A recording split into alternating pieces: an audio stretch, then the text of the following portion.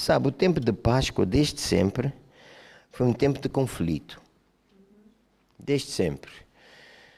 Todos nós conhecemos a história da primeira Páscoa, não vamos falar sobre isto, porque creio que todo mundo sabe, a libertação do povo de Israel do Egito.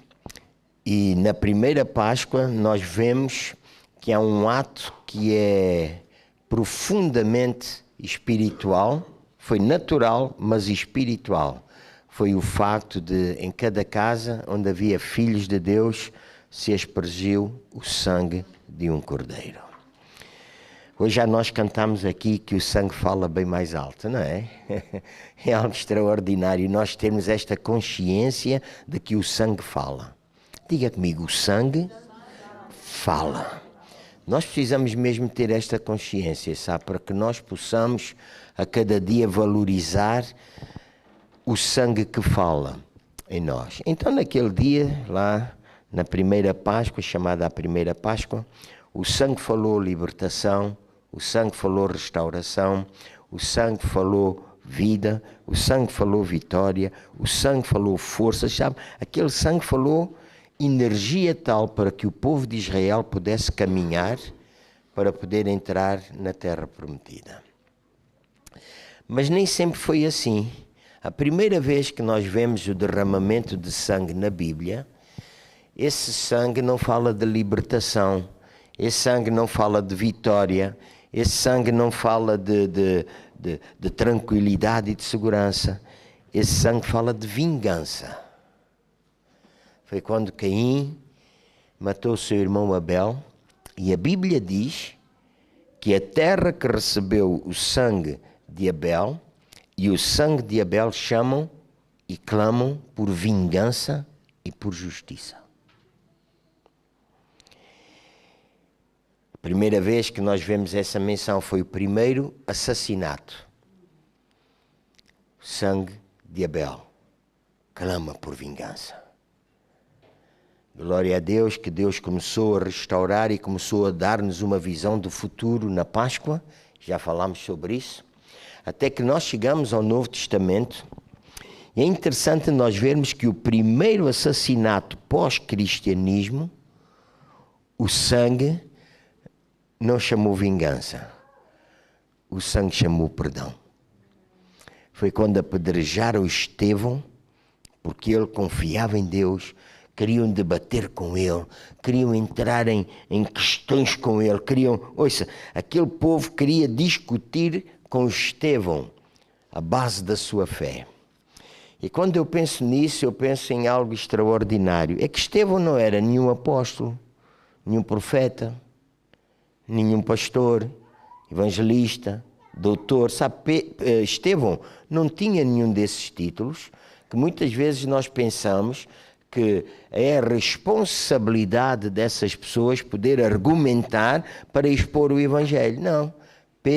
Estevão, era um homem comum. Diga lá comigo, Estevão era um homem comum. E isso fala-nos de nós. Aquilo que aconteceu na vida de Estevão não é para a liderança, é para o povo, é para a igreja. É para cada um de nós. E eu espero que nesta manhã, no dia em que nós estamos a celebrar esta grande vitória, que nós possamos guardar no nosso coração a lição que nós aprendemos com o primeiro assassinato pós-cristianismo. Um sangue que fala de perdão. Quando o apedrejavam, quando Estevão estava ali à morte. E é interessante nós pensarmos que naquele dia em que Estevão estava a ser apedrejado, o seu sangue estava a escorrer, estava lá um homem chamado Saulo.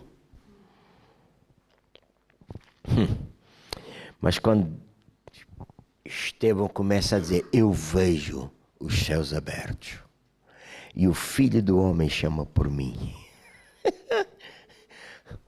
Vamos dizer assim na nossa língua, um crente comum, um crente normal.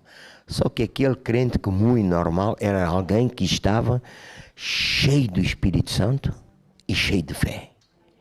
É isto que muda a vida de um crente normal.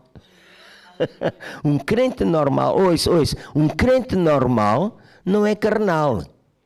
Um crente normal é cheio do Espírito Santo e cheio de fé. Isto é ser normal, sabe? O crente normal não vive no natural. O crente normal vive no sobrenatural.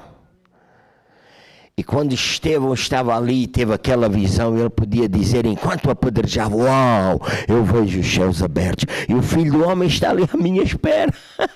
Que coisa extraordinária. E ele declarou, não lhes imputes este pecado.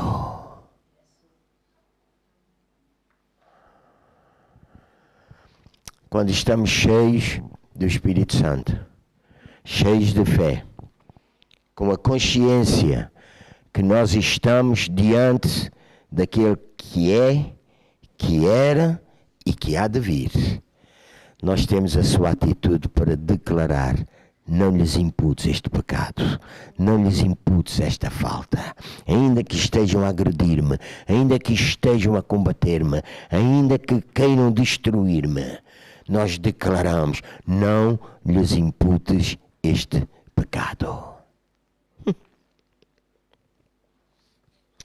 E este primeiro assassinato pós-cristianismo leva-nos a olhar para um outro assassinato que fez a divisão entre o sangue de Abel, que clamava por justiça, e agora este assassinato é um sangue que, diz a Bíblia, fala mais alto que o sangue de Abel. Vamos abrir, eu quero que os irmãos abram, penso que vai ser colocado aí no ecrã, Hebreus capítulo 12.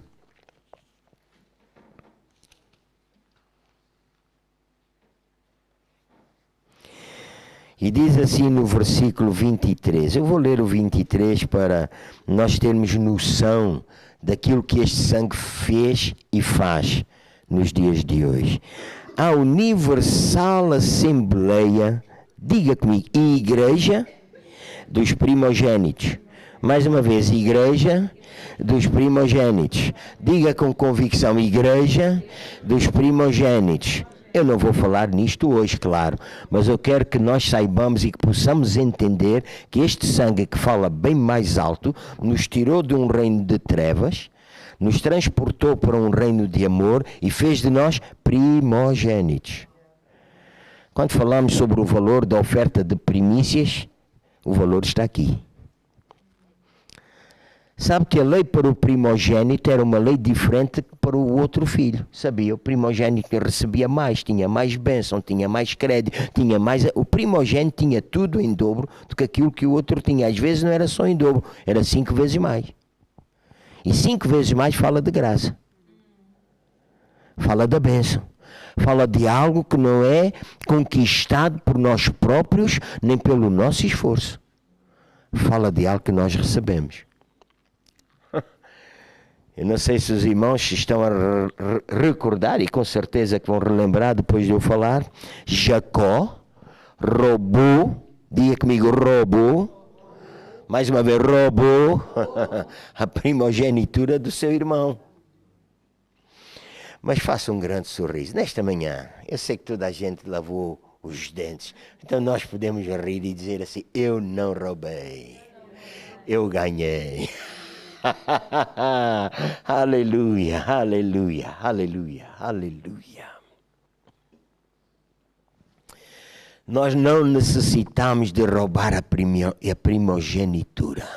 Nós recebemos a primogenitura que veio do unigênito de Deus e que se transformou primogênito. E quando ele se transformou primogênito pelo seu sangue, que fala bem mais alto, ele deu-nos a nós, a todos os que nos estão a ouvir em direto e aqueles que irão ouvir mais tarde, ele deu-nos a nós a primogenitura. Uau, uau. A Universal Assembleia, Igreja dos Primogênitos que estão inscritos no céu. Ouça, estamos inscritos no céu. E a Deus, o juiz de todos, e aos espíritos dos justos aperfeiçoados. E a Jesus, o mediador de uma nova aliança. Diga comigo, se há nova, a velha passou. Se há nova, os efeitos da velha deixaram de prevalecer. Jesus, o mediador de uma nova aliança, e ao sangue da expressão que fala melhor do que o de Abel.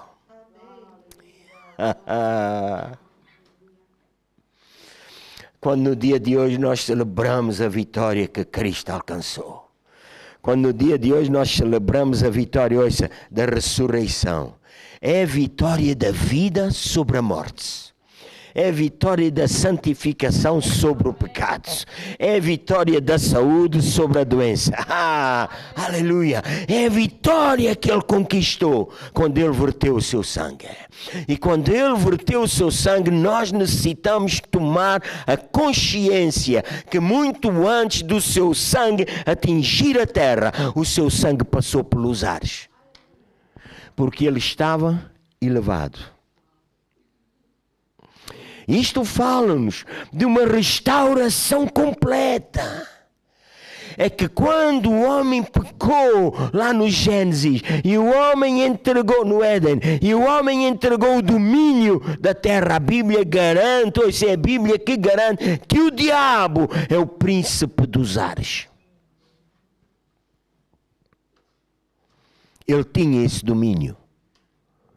Mas quando Jesus foi levantado da terra, e ali estava ele pendurado, antes do sangue tocar na terra, o sangue passou pelos ares. O sangue de Cristo Jesus fala bem mais alto, de tal forma que Ele nos fez primogênitos para nós termos domínio nos ares. Aleluia! O domínio que o diabo exercia na atmosfera caiu e agora Ele nos levantou como primogênitos, igreja dos primogênitos, para ter esse domínio. Nós temos domínio. E esta é a verdadeira mensagem da Páscoa. Desde sempre, como eu disse há pouco, há um conflito na época da Páscoa. Os homens tentam deturpar, colocando outras coisas, dando outros nomes até à Páscoa, levantando outros deuses na Páscoa. Se calhar nós comemos ovinhos de Páscoa e como é que é, coelhinhos de Páscoa. Não comemos isso, todos nós comemos. Eu até gosto de lhes dar umas dentadas, valendo. Mas sabe uma coisa? Páscoa não são ovinhos, Páscoa não são coelhinhos, isso é consagrado ao Deus da fertilidade, sabia disso? Então o homem, o mundo, no tempo da Páscoa, quer deixar de lado aquele que veio para nos dar vida, saúde, plena gozo, plena salvação, plena libertação, transformando isso num Deus da fertilidade, o Deus da nossa fertilidade, da nossa vida, que combateu e destruiu toda a nossa esterilidade, chama-se Cristo Jesus. Por isso é que quando Estevão estava ali a ser apedrejado, o seu sangue começou a clamar: não lhes imputes este pecado. O sangue de Estevão tocou na vida de Saulo. O sangue de Estevão tocou na vida de Saulo. E porque Saulo foi transformado, mais de metade do Novo Testamento foi escrito por aquele homem. E nós somos transformados e libertos. que nesta manhã nós possamos permitir que esse sangue atinja a nossa vida, de tal forma que nós possamos escrever uma nova história, baseada na Escritura, mas uma nova história de sinais, de prodígios, de milagres, de restauração, de curas, da glória de Deus. Ouça, operação de maravilhas nos nossos dias, porque este sangue de Cristo fala bem mais alto, bem mais alto. Não é justiça. Se nós clamamos por justiça, nenhum de nós estaria aqui hoje. Mas o sangue de Cristo que fala bem mais alto, clama pela graça, que é eterna. Diga lá comigo, que é eterna. Mais uma vez, é eterna. Oh, diga com convicção, é eterna. Oh, com profunda convicção, a graça é eterna. Por isso é que quando ele declarou, não lhes imputes este pecado, perdoa-lhes, porque eles não sabem o que fazem. Essa graça que alcançou a nossa vida, perdoou-nos de todos os pecados do passado, do presente, do futuro. Nós estamos perdoados, nós estamos justificados. Ouça, nós fomos feitos primogênitos. É uma graça eterna. Diga comigo, é uma graça eterna. Ouça, diga com convicção, é uma graça eterna. Nesta manhã não quero entrar aqui em conflitos doutrinários, sabe? Porque há pessoas que creem que se perde a salvação, há pessoas que creem que não se perde salvação. Eu não quero entrar nesses conflitos, mas eu quero dizer-vos aqui nesta manhã, a graça que nos alcançou e que nos abraçou é eterna. Deixamos, ouça com convicção na sua vida. Meus irmãos, eu sei que nos dias de hoje, infelizmente, milhões de cristãos, quando se aproximam diante de Deus, anulam o efeito da graça ao declarar, perdoam porque eu sou pecador. Nós não somos pecadores. A graça nos alcançou, a graça perdoou o nosso pecado e a graça declara para nós, tu és santo como eu sou santo. Ah, mas eu peco, esquece lá isso. Porque o teu pecado que tu cometes no dia de hoje, não é para cometer, não é para dar liberdade para pecar, mas o pecado que cometes no dia de hoje foi purificado pelo sangue de Cristo, que fala bem mais alto. É mesmo Cristo está lá diante do Pai, quando tu pecas e oh Pai, aquele já foi salvo. Aquele pecado eu já lavei. Alô? Por isso é que diariamente nós temos acesso à sua presença. Aleluia. O sangue de Cristo Jesus, meus irmãos, fala-nos de perdão. Fala de purificação dos nossos pecados, fala de libertação, fala-nos de vida, uma vida abundante aqui na terra e também uma vida eterna. Uma vida eterna. Onde passaremos toda a eternidade com o nosso Senhor Cristo Jesus, sabe? E nessa eternidade a Bíblia declara algo tão extraordinário. Nessa eternidade nós não vamos precisar nem de sol, nem de lua, porque Cristo Jesus é a nossa luz. Cristo Jesus é a nossa luz. E nessa eternidade já não haverá trevas. Nessa eternidade a terra não estará sem forma e vazia. Nessa eternidade a terra é habitada pela igreja gloriosa de Cristo Jesus. E onde Cristo Jesus é a sua luz. E tudo isto por quê? Porque o seu sangue, vertido no Calvário, fala bem mais alto. O seu sangue anulou toda a sorte de sacrifícios. Infelizmente, nos dias de hoje ainda há muitas pessoas que querem voltar ao passado e continuam a fazer sacrifícios. Mas esse sangue que fala bem mais alto transportou-nos à presença de Deus. Neste momento estamos aqui, mas neste momento estamos na presença de Deus.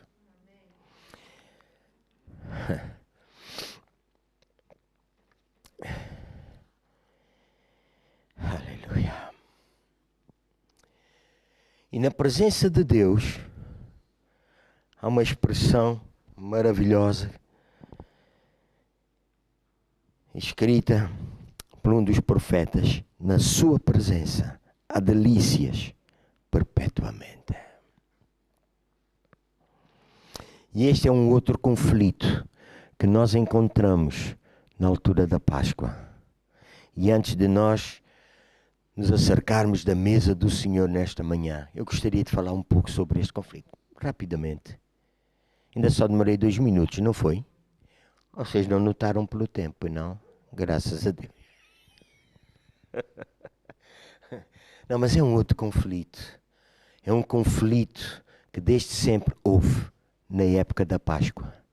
Lá no passado, o conflito da Páscoa é que havia um faraó que não conheceu a história antecedente do povo de Israel quando entrou no Egito, nem a história de José. Era um outro faraó que começou a maltratar o povo de Israel, de tal forma que os escravizou. Para quê? Para que ao escravizar o povo de Israel, ele pudesse ter o domínio.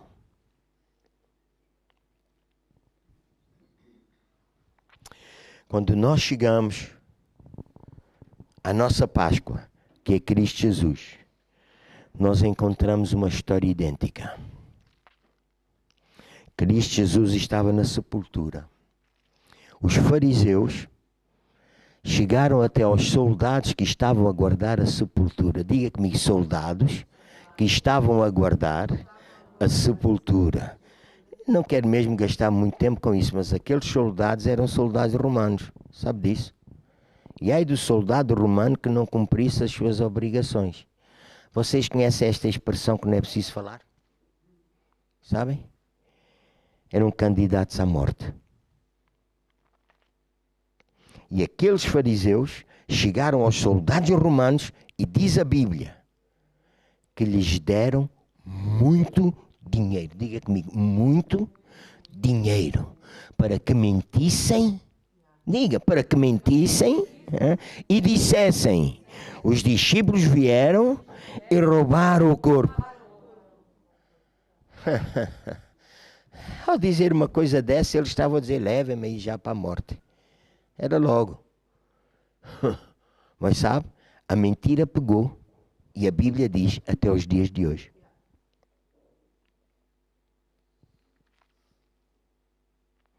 Mas antes, há uma história interessante.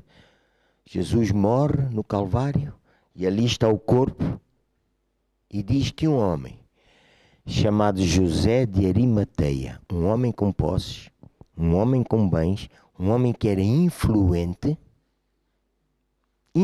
diga lá comigo, influente, e todos nós sabemos que aos olhos do mundo a influência vem através do...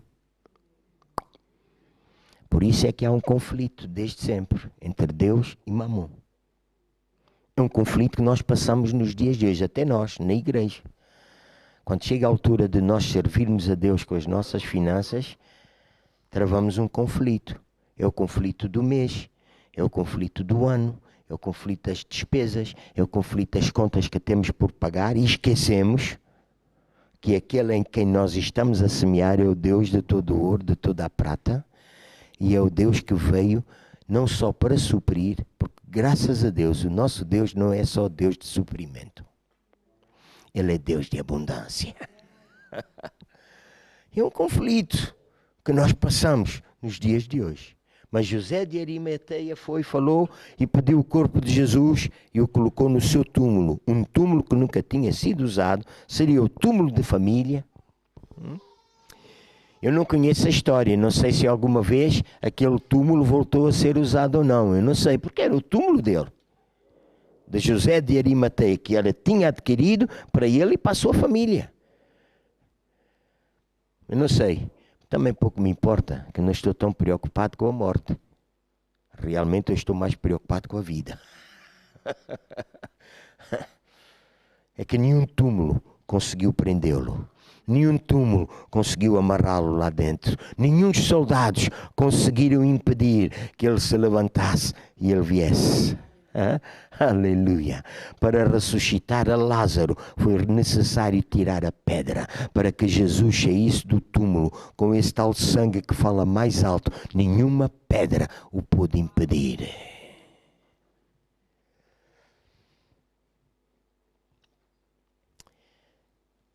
O conflito é: deram muito dinheiro para que uma mentira se propagasse, anulando o efeito da vitória desse sangue.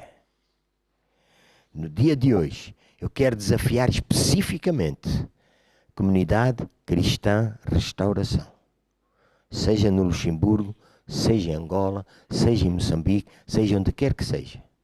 E eu desafio cada pessoa que nos ouve, no dia de hoje, a fazermos o nosso melhor e a darmos muito dinheiro, para que esta verdade seja anunciada em toda a terra e anule a mentira daqueles soldados romanos e a mentira daqueles fariseus e hipócritas religiosos que não experimentaram a vida de Cristo Jesus. A morte deu muito dinheiro para que uma mentira fosse propagada. E a vida? O que é que faz? Eu lanço a pergunta. E a vida? O que é que faz? Este é o conflito, este é o desafio, e é isto que eu deixo a cada um de vós. E agora eu quero virar-me para a mesa do Senhor. Glória a Deus.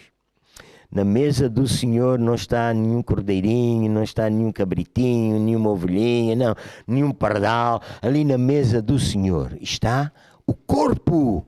Ouça bem, diga comigo, o corpo e o sangue de Cristo Jesus. O corpo que garantiu a nossa cura. O corpo por cujas pisaduras nós já fomos. Diga comigo, já fui. Já fui. Já fui. Mais uma vez, já fui. Não é serei. Diga, não é serei. Não é serei, é já fui, já fui. Então, se alguma enfermidade nos atingir nos dias de hoje, não fica a pedir a Deus para vir curar. Declara, eu já fui curado, eu já fui curado, eu já fui curado. Caminhe nisto. Às vezes podemos ter, mas declara, eu já fui curado. Sabe por quê? Porque nós fomos curados pelas pisaduras, pelas chicotadas, pelo sangue que cobriu o seu corpo. Eu sei algumas coisas, mas não sei muito de grego, mas sei alguma coisa, estudei 2 anos, portanto pelo menos alguma coisinha sei, está bem? E uma palavra em grego que eu tenho que dizer a cada um de vocês, pelo menos é esta: portem-se bem que já têm idade. Hein? Isto é em grego puro. Mas o que eu queria dizer, dei 2 anos de grego, mas não sei muito, se eu tenho que estudar, pronto. Nós tivemos o expert, que era o nosso irmão Rui, ele é que percebia muito disso, e sabe, ainda hoje, quando às vezes alguma coisa que eu por mim próprio não chego lá, ligo para o Rui, ajuda-me aí, faz favor, né? Pronto, mas o que eu quero dizer é, a expressão no grego, que quando Jesus levou as chicotadas, nós dizemos pelas suas chagas, não é? Pelas suas feridas. Mas a expressão e a palavra no grego significa ferida, no singular. Ou seja, ele levou tanta chicotada, com aqueles chicotes que já falámos aqui há algum tempo, que eram argolas cheias de pontos, e raspavam e cortaram as suas costas, que as suas costas ficaram todas desnudadas, ou seja, tornou-se uma ferida só. Eu não quero falar do sofrimento físico de Jesus, sabe? Sinceramente, não é desse que eu quero falar. Porque o sofrimento físico de Jesus, muitos outros suportaram. Sabia disso? Muita gente era morta daquela forma. O sofrimento físico de Jesus, ele suportou sem abrir a boca. Aí é que está a diferença. É que os outros, quando levavam uma chicotada, Jesus estava calado. Porque naquele momento o sofrimento espiritual era muito, muito, muito superior ao sofrimento físico. Ele estava a levar o peso do nosso pecado, o peso das nossas doenças, o peso de nós termos separado de Deus. Ele estava calado. E ele foi calado. Ele foi calado, ele foi calado, ele foi calado, ele foi calado, até que estava lá no Calvário. E ele declarou, diga comigo, está consumado. Diga isso com convicção. Hoje é dia de vitória. Diga comigo, está consumado. Então agora nós podemos declarar, eu já fui curado. Tu já foste curado. E se alguma enfermidade, seja ela qual for, alcançar a tua vida, começa a declarar, eu fui.